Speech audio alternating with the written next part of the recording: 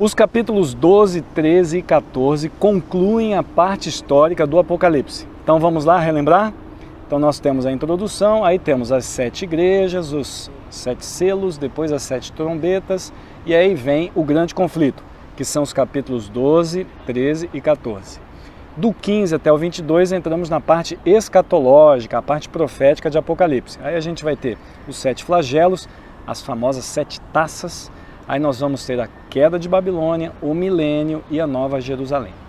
Hoje nós vamos meditar um pouquinho sobre o grande conflito, que são os capítulos 12, 13 e 14.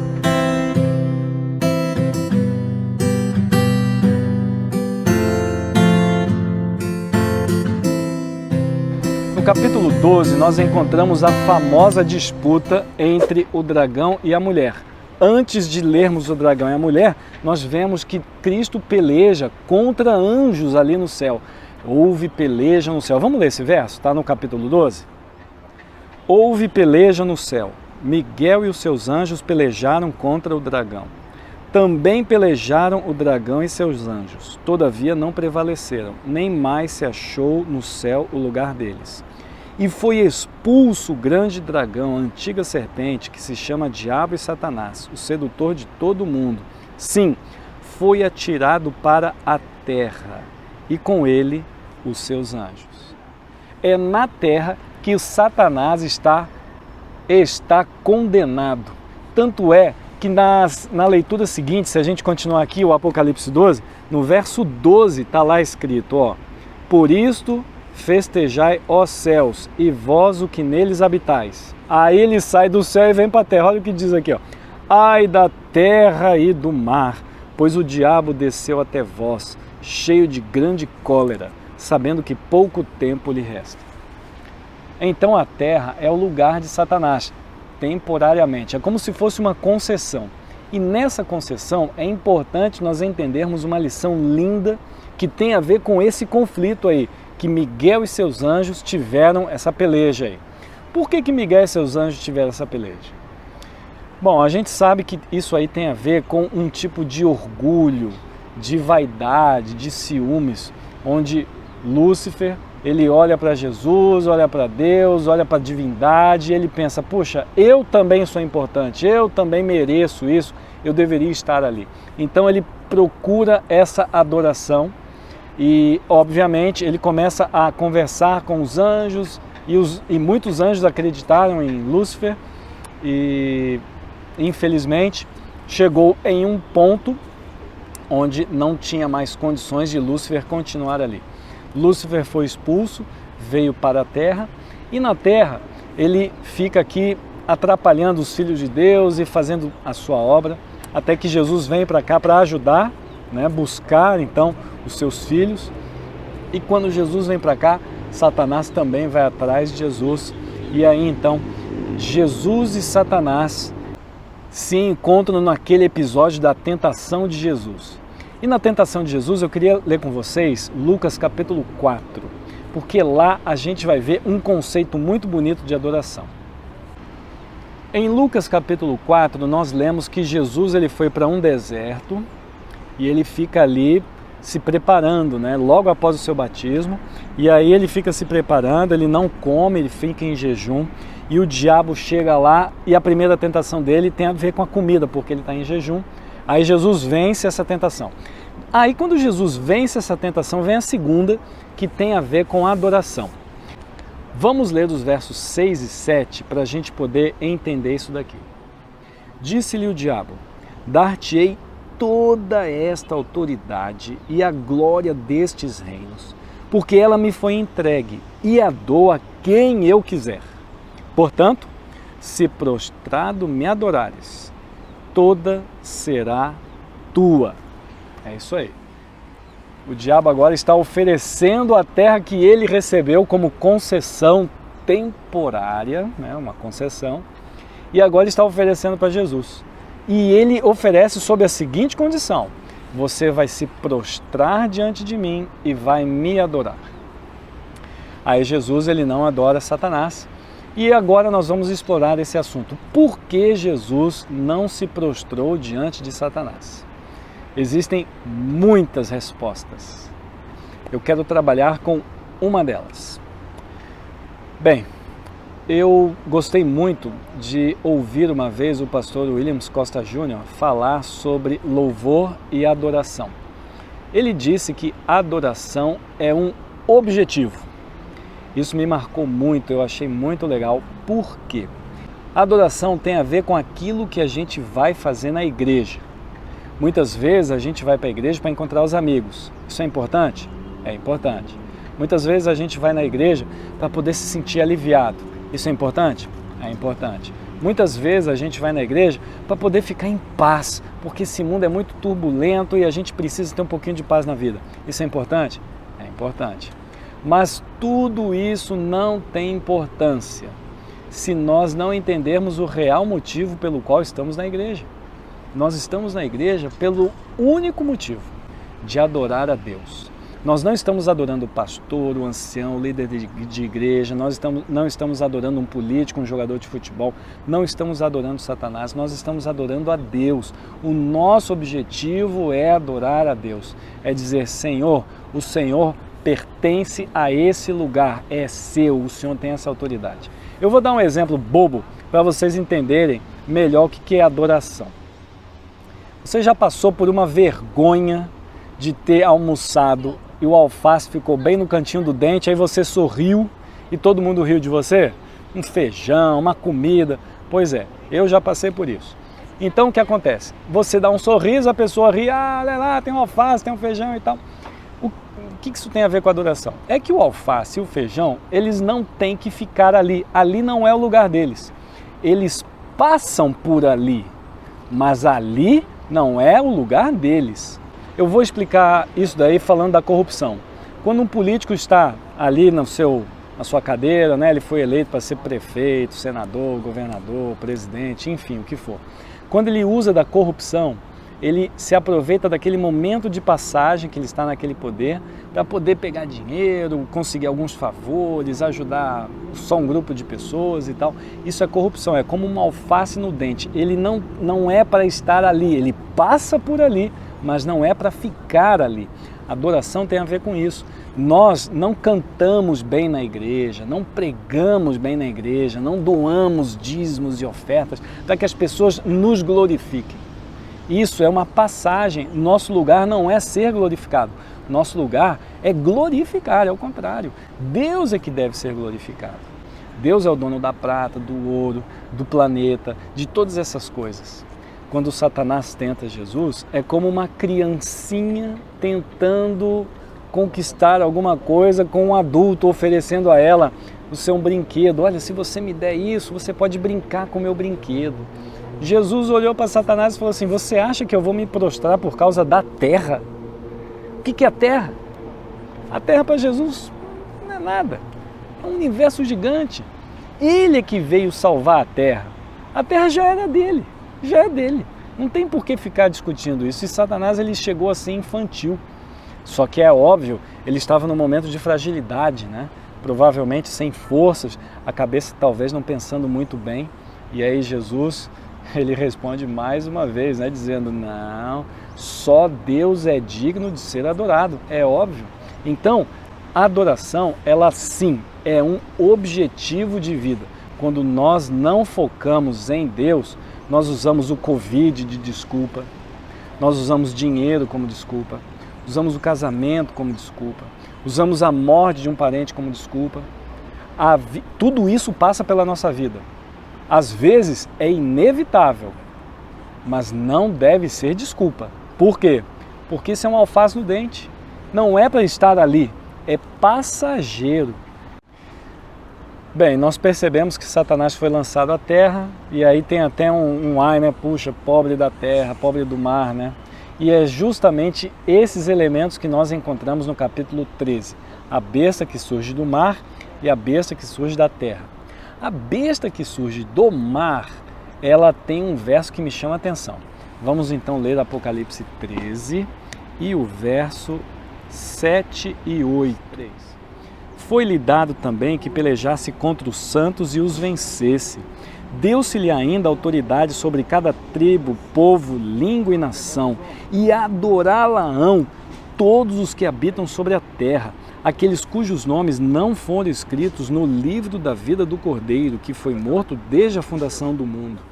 Olha aí, ó, a besta que veio do mar, ela tem sede, ela vai querer receber adoração. E parece que ela consegue essa adoração por um breve período de tempo.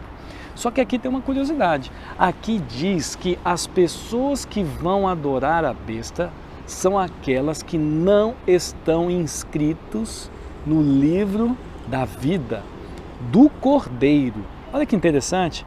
E aqui a gente começa a pensar assim, quem são as pessoas que não estão inscritas no livro da vida do Cordeiro? Bom, essas são as pessoas que não fazem parte nem dos 144 mil, nem da multidão gloriosa que está lá em Apocalipse 7.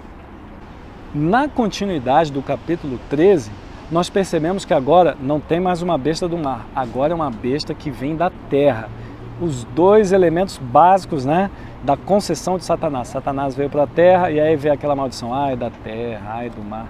E é desses elementos, são desses elementos que vem então a besta do mar e a besta da terra. A besta da terra, ela tem uma curiosidade. A curiosidade está nos versos 12 e 13. Vamos dar uma lida aqui? Exerce toda a autoridade da primeira besta na sua presença.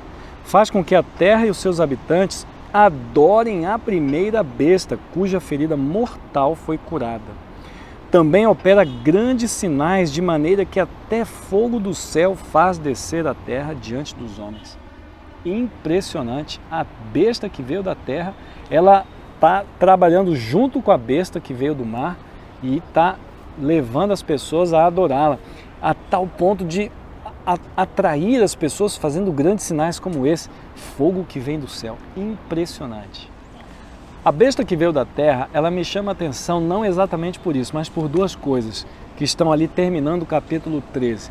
É que a besta que veio da terra, ela marca as pessoas, né, na fronte e na mão, não pode comprar, não pode vender, e ela tem o número 666. Vamos ler isso no capítulo 13? A todos os pequenos e os grandes, os ricos e os pobres, os livres e os escravos, faz que lhes seja dada certa marca sobre a mão direita ou sobre a fronte, para que ninguém possa comprar ou vender, senão aquele que tem a marca, o nome da besta ou o número do seu nome. Então, essa passagem me chama a atenção porque me parece uma corrupção gigante, uma ditadura, né?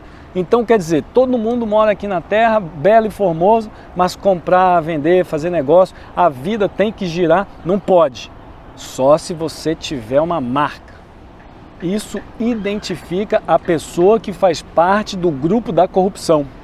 Isso identifica a pessoa que faz parte do grupo da besta, do mar e da terra. E aí vem a pergunta, mas quem é esse grupo? Que tipo de pessoa é esse daí, né? Aí nós vamos ler o verso 18. Aqui está a sabedoria. Aquele que tem entendimento calcule o número da besta, pois é número de homem. Ora, esse número é 666.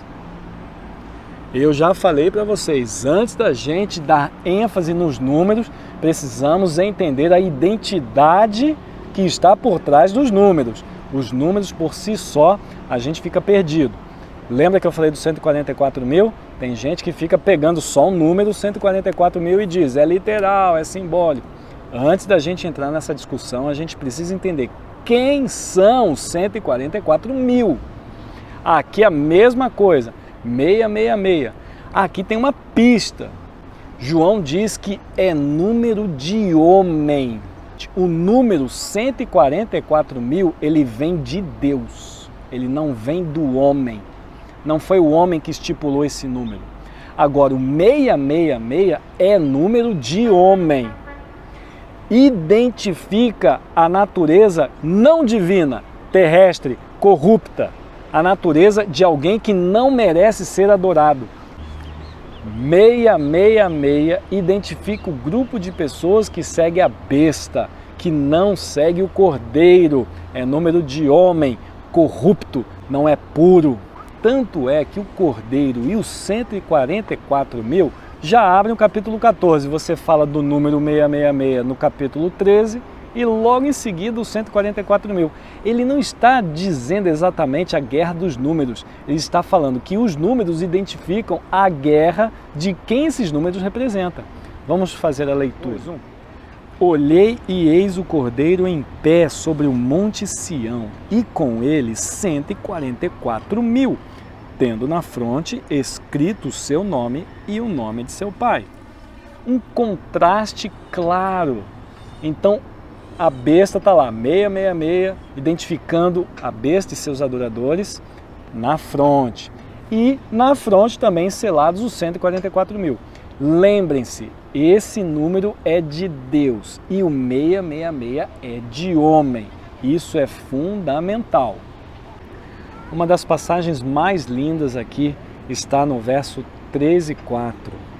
Entoavam novo cântico diante do trono, diante dos 4 seres viventes e dos anciãos, e ninguém pôde aprender o cântico, senão os 144 mil que foram comprados da terra. Lindo, né? Então, esses números que simbolizam a escolha de Deus conhecem a música de Deus, o lugar de Deus, as leis de Deus. Você vê que tudo se identifica com Deus. Leis, música, vestes, tudo isso identifica, números, né? Tudo isso identifica a Deus. Isso é muito mais importante do que a gente dar ênfase aos números pura e simplesmente. Aí o capítulo 14, ele vai falar da primeira mensagem angélica que tem a ver com a terra e com o mar. Então a primeira mensagem angélica diz o quê? Adorai aquele que fez o céu, o mar e a terra. Olha aí, ó, o grande conflito todinho escrito na primeira mensagem angélica. Vamos ler o verso. Dizendo em grande voz, temei a Deus e dai-lhe glória, pois é chegada a hora do seu juízo. E adorai aquele que fez o céu e a terra e o mar e as fontes das águas. Beleza? Olha como a gente compreende bem bonito aí a questão da adoração, Lúcifer tentando Jesus, aí vem aqui para o grande conflito, né? Esse é o contexto aí de briga entre Miguel e aquele que é contra ele, os anjos de Lúcifer, né? E agora nós vamos para a segunda mensagem angélica que tem a ver com Babilônia. Vamos fazer a leitura. Seguiu-se outro anjo, o segundo, dizendo, caiu a grande Babilônia, que tem dado a beber a todas as nações do vinho da fúria da sua prostituição. Então, aqui mais uma vez dizendo, apesar de toda corrupção, isso passa, porque Deus ele não vai permitir que isso permaneça. E concluindo, a terceira mensagem angélica ela está totalmente direcionada à adoração. Ela vai fazer uma observação impressionante. Vamos ler? Seguiu-se a estes outro anjo, o terceiro, dizendo em grande voz, se alguém adora a besta e a sua imagem e recebe a sua marca na fronte ou sobre a mão, também esse beberá do vinho da cólera de Deus, preparado sem mistura, do cálice da sua ira, e será atormentado com fogo e enxofre diante dos santos anjos e na presença do Cordeiro. Essas passagens estão em conexão com aquela parte que eu estava falando com vocês, do número 666. Ele está preocupado com a besta. E aqui nós estamos vendo exatamente o que? As pessoas que foram marcadas com o número da besta, agora elas serão marcadas para a ira de Deus. Em outras palavras, as pessoas que forem marcadas pela besta, elas serão marcadas por Deus, mas para encarar a fúria, a ira de Deus. Essa mensagem é um pouco dura, porque às vezes a gente fica assustado à ira de Deus, né? Então vem a pergunta, mas como é que eu vou fugir da ira de Deus? Aí tem um versinho que termina a terceira mensagem angélica, que é um dos versos mais famosos da Bíblia. Aqui está a perseverança dos santos, os que guardam os mandamentos de Deus e a fé em Jesus. Um verso famoso, né? A gente deu estudo bíblico, prega sobre ele, é lindíssimo. Para você sair do grupo que pertence à besta e aos inimigos de Deus, você tem uma dica fundamental. Siga os mandamentos de Deus, a palavra de Deus, porque Deus é que merece ser adorado. Às vezes nós estamos na igreja e algumas pessoas dizem: isso pode, isso não pode, isso é digno, isso não é digno. Irmãos, deixa eu falar uma coisa para vocês. Eu não vou adorar você na igreja. Se para você isso é digno ou isso não é digno, eu entendo que isso é uma opinião muito bonita da sua parte, mas não é você que vai me salvar. Porque se eu seguir a sua palavra, eu vou seguir palavras de homens. Eu preciso seguir a palavra de Deus. Se Deus disse isso é permitido e isso não é permitido, é isso aqui que eu vou fazer. Porque é muito difícil na igreja a gente identificar o verdadeiro adorador. Sabe por quê? Porque existem pessoas que adoram a Deus, mas não na beleza da sua santidade. Existem pessoas que adoram a Deus na beleza da sua vaidade, na beleza do seu ego, do seu orgulho. Estão cantando, estão pregando, estão ajudando o próximo, mas pela beleza da sua vaidade, pela beleza do seu ego. Entende como é difícil a gente dizer o que deve ou o que não deve ser aprovado como adoração dentro da igreja? É difícil, não é? É complicado. Por isso devemos ser bem ponderados, devemos ser cautelosos, para que a nossa adoração não chame a atenção para mim, mas chame a atenção para Deus. A segunda parte do capítulo 14 tem a ver com a vindima, tem a ver com a ceifa. Vamos ler um verso para a gente poder entender. Então saiu do santuário que se encontra no céu outro anjo, tendo ele mesmo também uma foice afiada. Saiu ainda do altar outro anjo, aquele que tem autoridade sobre o fogo, e falou em grande voz ao que tinha a foice afiada, dizendo: toma a tua foice afiada, e ajunta os cachos da videira da terra, porquanto as suas uvas estão amadurecidas. Pessoal, chega um momento onde essa história vai acabar. Um dia, Deus vai voltar e vai terminar com isso daqui. Ele vai fazer a ceifa, a separação entre o joio e o trigo. Aqueles que vão para o lagar, que vão ser pisados e não vai aproveitar mais nada. E aqueles que ainda serão salvos, vão receber vestiduras brancas, serão tidos como vencedores. Eu quero fazer parte desse time de vencedores. Eu gostaria que você também pensasse nisso. Eu quero fazer um apelo para o seu coração. Nós estamos aqui de passagem. Você sabe disso. A gente não vai ficar aqui para sempre. Já, ou a gente morre, ou a gente vai ver Jesus voltando. Eu, independente se morrer ou ver Jesus voltando, eu quero estar no time das pessoas que vão receber as vestiduras brancas. O time que vai vencer. Eu não quero ser identificado com uma pessoa que recebeu um número de homem de corrupção. Eu quero ser identificado como aquela pessoa que recebeu de Deus o selo, a sua aprovação. Eu quero ser aprovado por Deus. Ore comigo. Querido Deus, eu quero fazer parte do grupo que vai ser selado por Ti, do grupo que o Senhor vai escolher. Por favor, nos ajude a manter a decisão correta nesse grande conflito. Qual é o caminho que eu vou escolher? Por favor, ajude também os meus filhos, meus irmãos, a Tua igreja, para que todos nós possamos escolher o caminho correto. Em nome de Jesus é que pedimos e agradecemos. Amém. Que Deus te abençoe, meu amigo. Não esqueça aí, se inscreva aí no meu canal, dê um like, compartilhe esse vídeo com as pessoas. Um abraço, que Deus te abençoe e até mais.